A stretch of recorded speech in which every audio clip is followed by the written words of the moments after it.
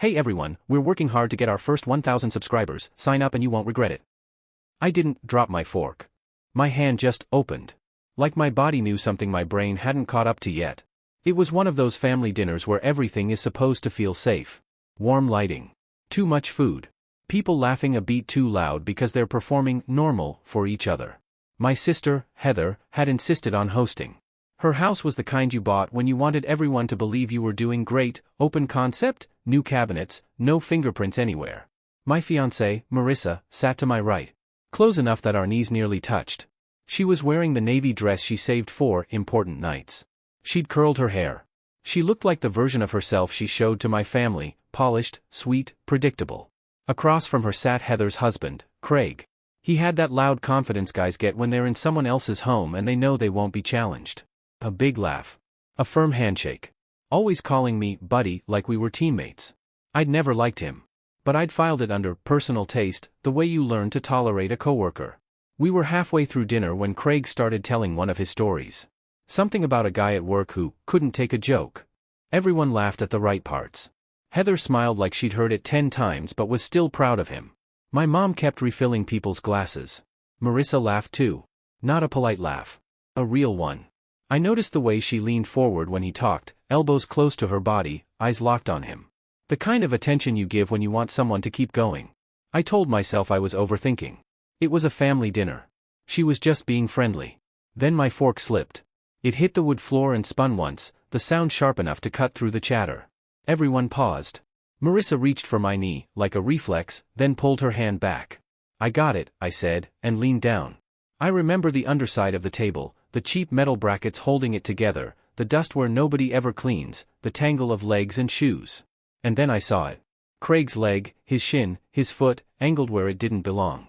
Between Marissa's legs. Not a casual bump. Not an accident. It was placed. Pressed. Comfortable. And Marissa's knees were slightly open, like she'd made room for it. My brain tried to reject it.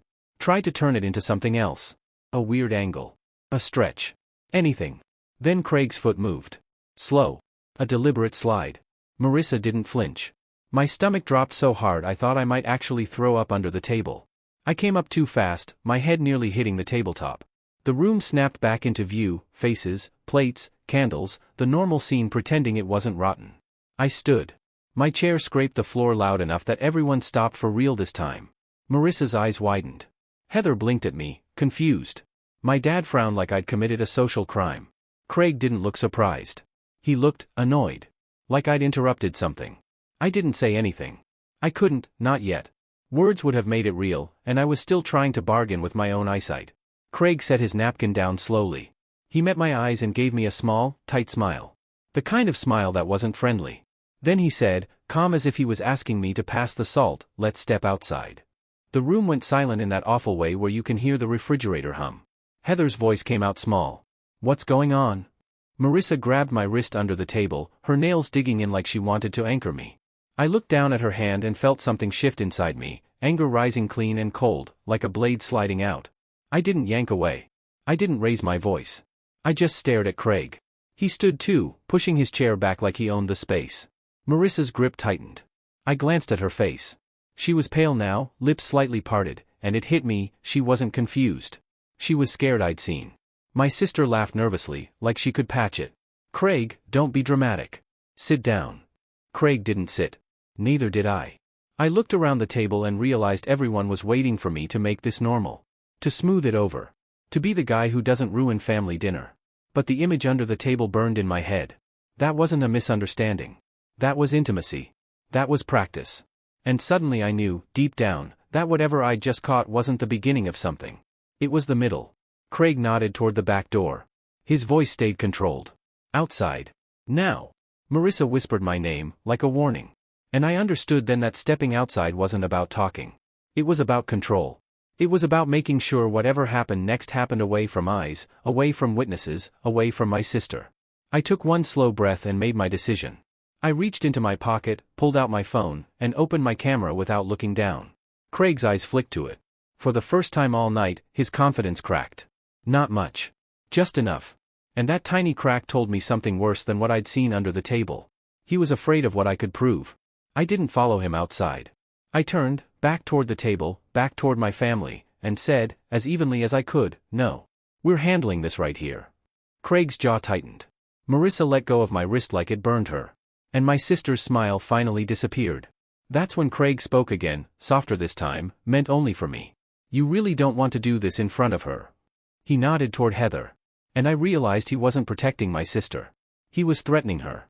Craig's last sentence hung in the air like smoke. "You really don't want to do this in front of her." Heather looked from him to me, confused, searching for context like this was a joke she'd missed the setup for. Marissa stayed very still.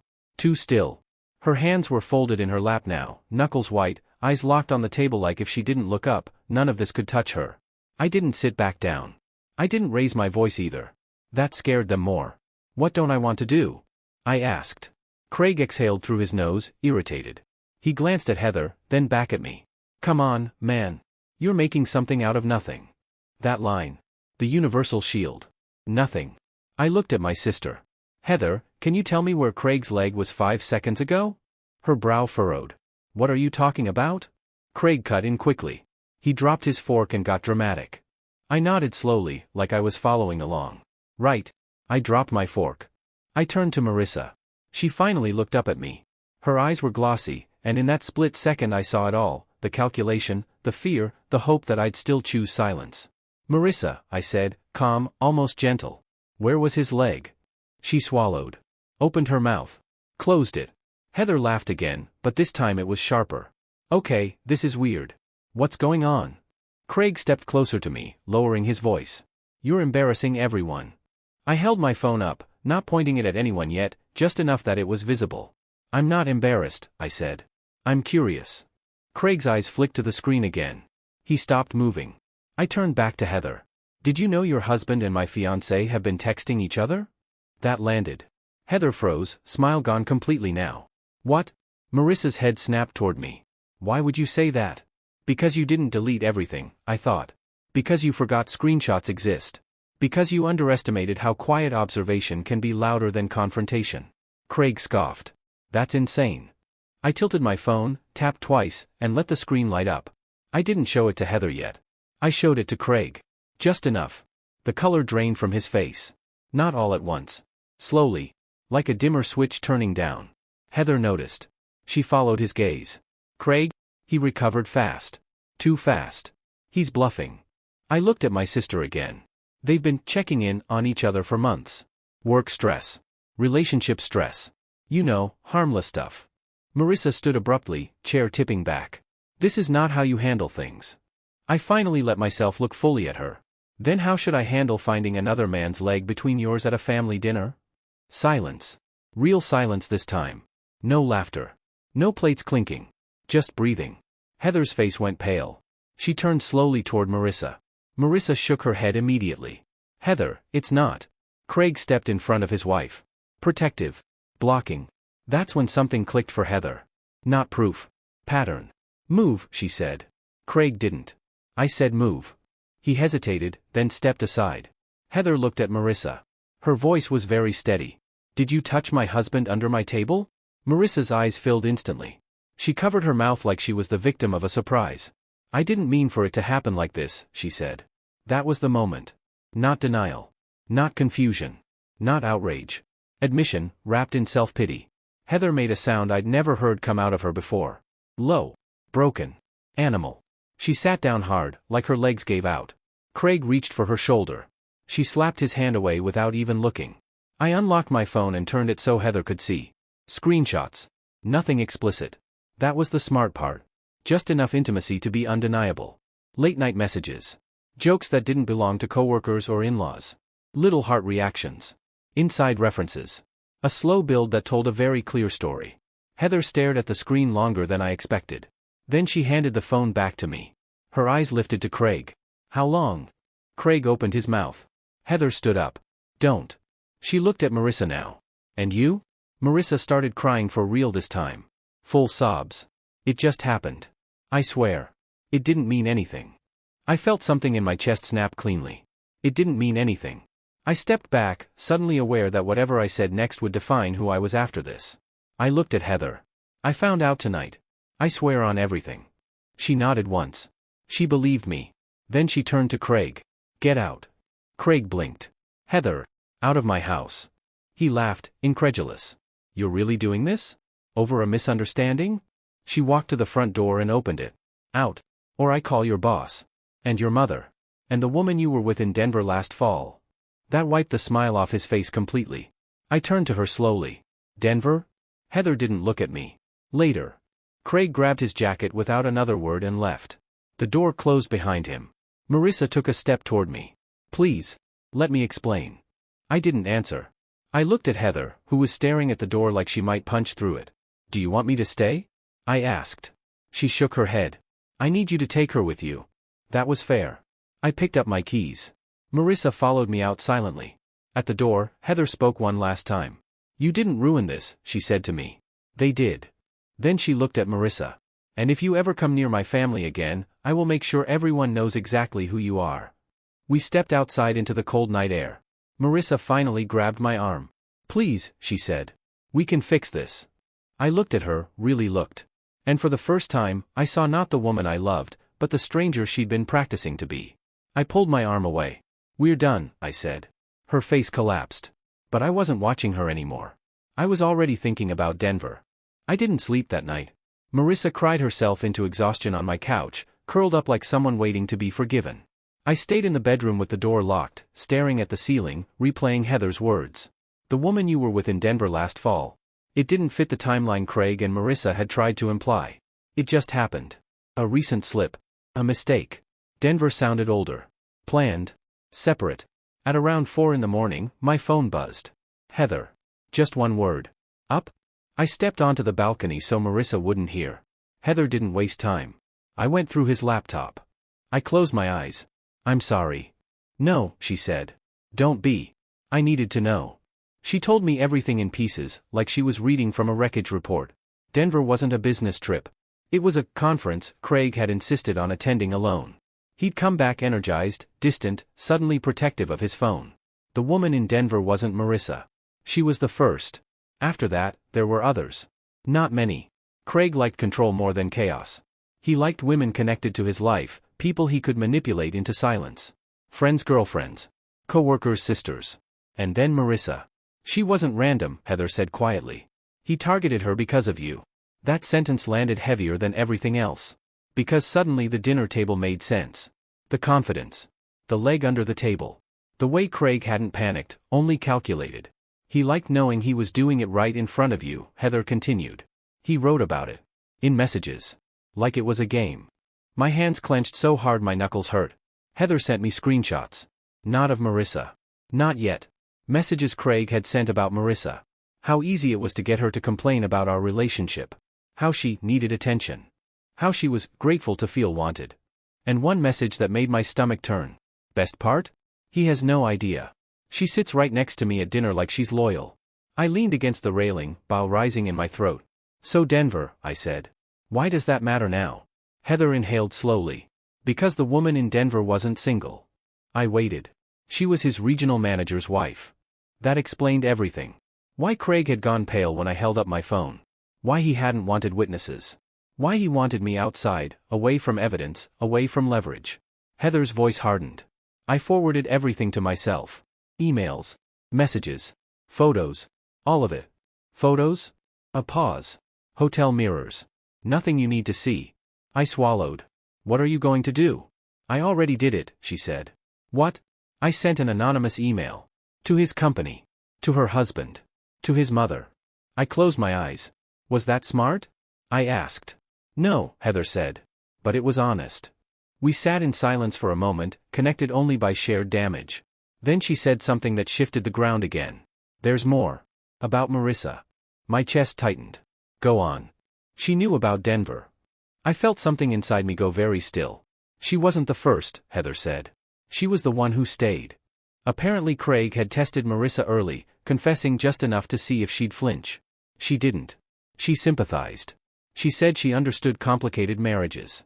She said secrets didn't scare her. And that's when Craig decided she was safe.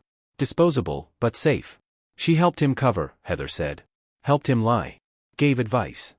I thought about the nights Marissa had been unusually calm when I talked about family. The way she never asked follow-up questions about Craig. The ease with which she'd sat across from Heather. She hadn't just betrayed me. She'd practiced it. By morning, Marissa was gone. She'd left a note apologizing in vague, circular language. No specifics. No ownership. Just pain, confusion, promises to work on herself. I deleted it. 2 days later, Craig was suspended from work. By Friday, his name was gone from the company site. Heather filed for divorce the same week. Marissa texted once more. You didn't have to destroy him. I stared at the message for a long time. Then replied. I didn't. He built the fire. I just stopped standing in it. She didn't respond. A week later, Heather and I met for coffee. Not as siblings pretending nothing happened, but as two people who'd survived the same ambush. She looked tired. Stronger too. You okay? I asked. She nodded. I will be. Then she leaned forward slightly. There's one last thing, she said. Craig doesn't know. I raised an eyebrow. She smiled, not kindly. The Denver husband? He hired a lawyer. Not just for divorce. I felt a slow, dark satisfaction bloom. For fraud, Heather continued. Craig used company cards. Falsified reports. Traveled under false pretenses. I exhaled. So it's not over. No, she said. It's just stopped being our problem. That night, alone in my apartment, I realized something important. What I'd seen under the table hadn't broken my life. It had exposed it. And the worst part? If I hadn't dropped that fork, they'd still be smiling across from me. 3 months passed before I heard Marissa's voice again. Not through a text. Not through a mutual friend. Through a voicemail. I almost deleted it without listening. Her name on my screen still carried weight it didn't deserve. Curiosity won, not hope. Never hope. She sounded different. Quieter. Slower. Like someone rehearsing humility in front of a mirror. She said she wasn't calling to get back together. She said she knew that door was closed. She said she just needed to tell me something, for my own good. That phrase made my jaw tighten. I listened anyway. She told me Craig had reached out to her after everything collapsed. That he was desperate. That his wife had cut him off, his job was gone, his friends weren't answering. She said he blamed me. She said he blamed her too. Then she said the thing she clearly believed would change everything. He told me he never actually cared about me, she said softly. That I was convenient. And I realized, you were the only real thing in my life. I stopped the voicemail right there. Not out of anger. Out of clarity. Because the truth had finally arrived, just not in the way she intended. She didn't miss me. She missed safety. Stability. A version of herself that didn't require lying. And that wasn't something I could give her anymore. I blocked her number. Not dramatically. Not ceremonially. Just, permanently. A week later, Heather called. Craig had tried to contest the divorce. Claimed emotional distress. Claimed manipulation. Claimed provocation. None of it held. The evidence was too clean. Too documented. Too patient. The Denver situation escalated quietly but decisively. Corporate lawyers didn't raise their voices. They erased people.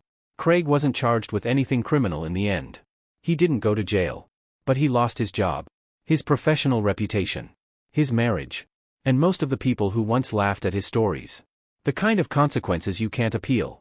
Heather moved out of the house and into a smaller place across town. She didn't want reminders. She wanted space.